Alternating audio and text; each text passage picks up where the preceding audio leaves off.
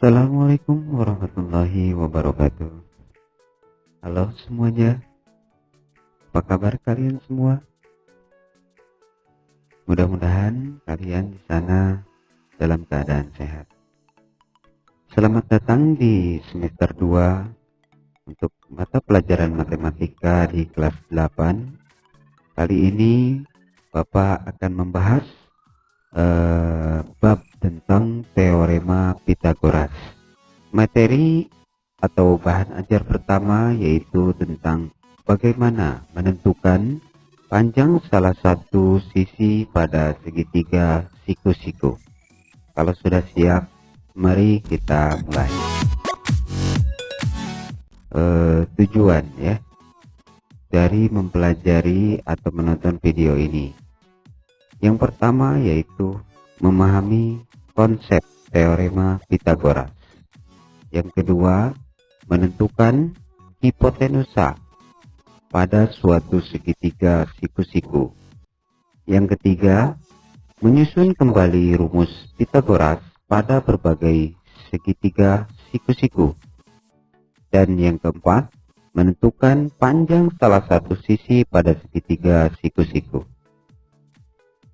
So, kita mulai saja. Apa itu teorema Pythagoras?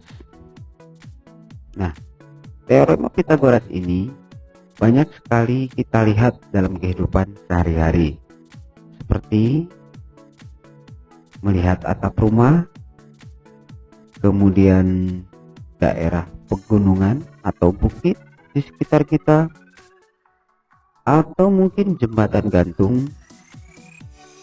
Bahkan yang sering kita lihat di Mesir yaitu ada piramid. Nah, kesemuanya itu memiliki satu konsep. Satu konsep apa? Yaitu segitiga siku-siku.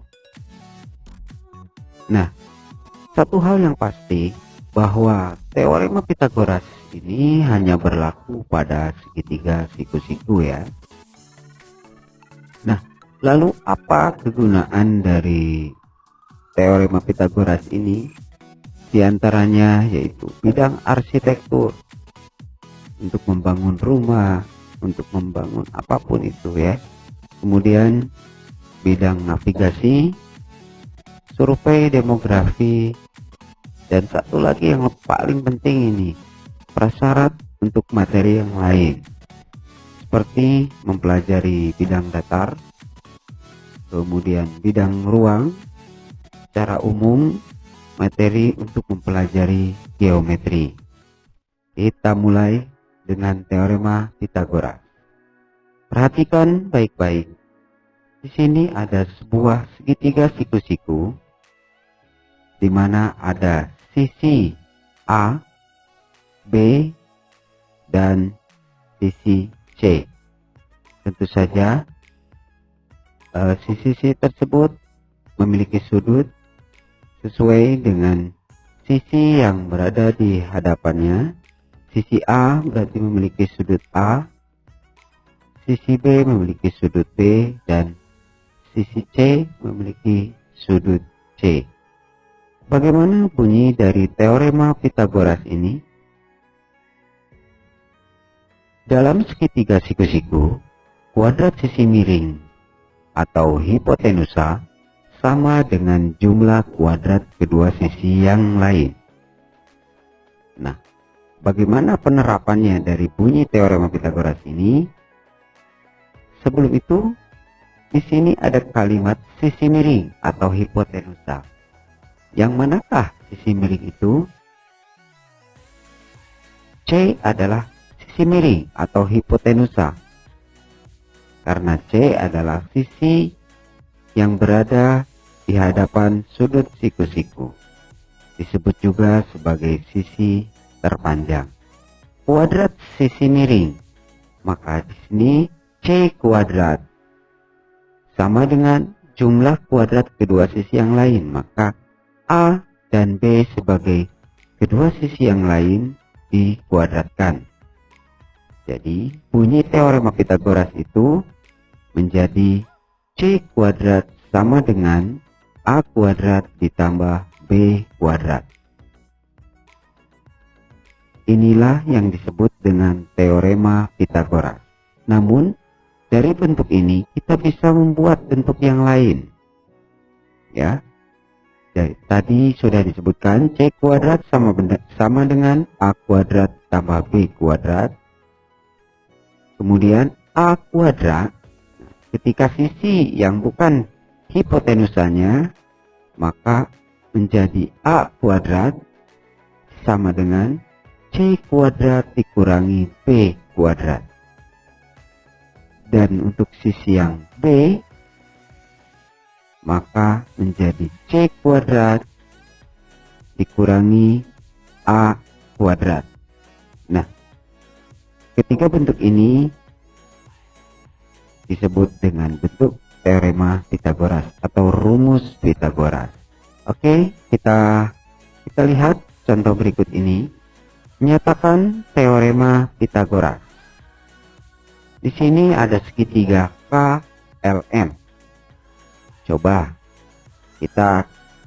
kalian lihat baik-baik, yang manakah yang disebut dengan hipotenusa, ya, atau sisi yang terpanjang? Ya, betul, yaitu M. M sebagai hipotenusa. Maka bentuk teorema Pythagorasnya menjadi M kuadrat sama dengan K kuadrat ditambah L kuadrat. Lalu bagaimana bentuk yang kedua? K kuadrat sama dengan M kuadrat dikurangi L kuadrat. Bagaimana yang ketiga? Iya, L kuadrat sama dengan M kuadrat dikurangi K kuadrat. Bagaimana dengan segitiga berikut ini? Nah, HIJ dengan sisi-sisinya, yang mana hipotenusanya? Nah, sisi miring adalah yang berada di hadapan sudut siku-siku, yaitu H. Maka teorema Pythagorasnya menjadi H kuadrat sama dengan I kuadrat ditambah C kuadrat, kemudian I kuadrat sama dengan H kuadrat dikurangi J kuadrat, dan J kuadrat sama dengan H kuadrat dikurangi I kuadrat. Bagaimana? Sudah cukup paham kan untuk menentukan teorema Pythagoras dan menentukan hipotenusanya? Nah, bagaimana jika kita terapkan dalam soal berikut ini? Tentukan panjang salah satu sisi yang tidak diketahui dari gambar berikut ini.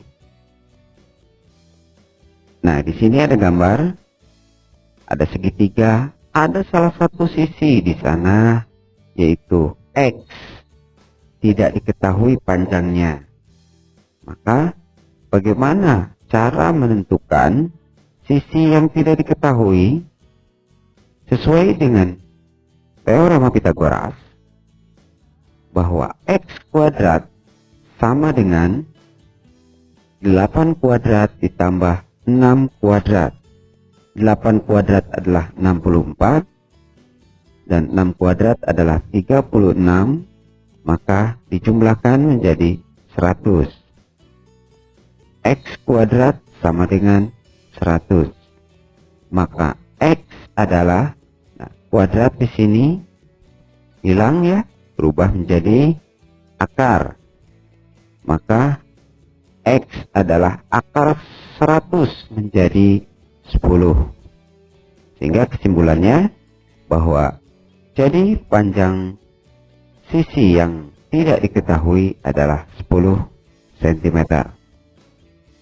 Oke, sudah cukup paham ya. Nah, satu lagi contoh.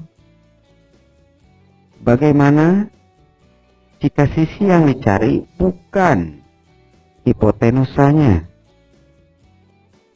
Seperti gambar berikut ini, bahwa X itu bukanlah sisi yang terpanjang, melainkan salah satu sisi yang saling tegak lurus. Maka X kuadrat bukan lagi menjadi jumlah, namun selisih dari sisi terpanjang dan sisi yang lain. Maka X kuadrat sama dengan 13 kuadrat dikurangi 12 kuadrat. 13 kuadrat adalah 169 dikurangi 144 menjadi 25. Maka X adalah akar 25, yaitu 5. Simpulannya, panjang sisi yang tidak diketahui adalah 5 cm. Oke. Bagaimana? Sudah cukup paham ya? Alhamdulillah. Nah, untuk menguji sampai sejauh mana kemampuannya, silahkan mengerjakan latihan soal berikut ini. Boleh untuk dicatat atau di kotret-kotret ya, atau nanti juga video ini bisa diulang kembali. Untuk yang nomor 2, untuk menentukan sisi yang belum diketahuinya. Boleh dicatat dan dipelajari, kemudian kerjakan latihannya. Terima kasih, semoga bermanfaat. Demikian, sampai bertemu kembali di materi berikutnya ya. Assalamualaikum warahmatullahi wabarakatuh.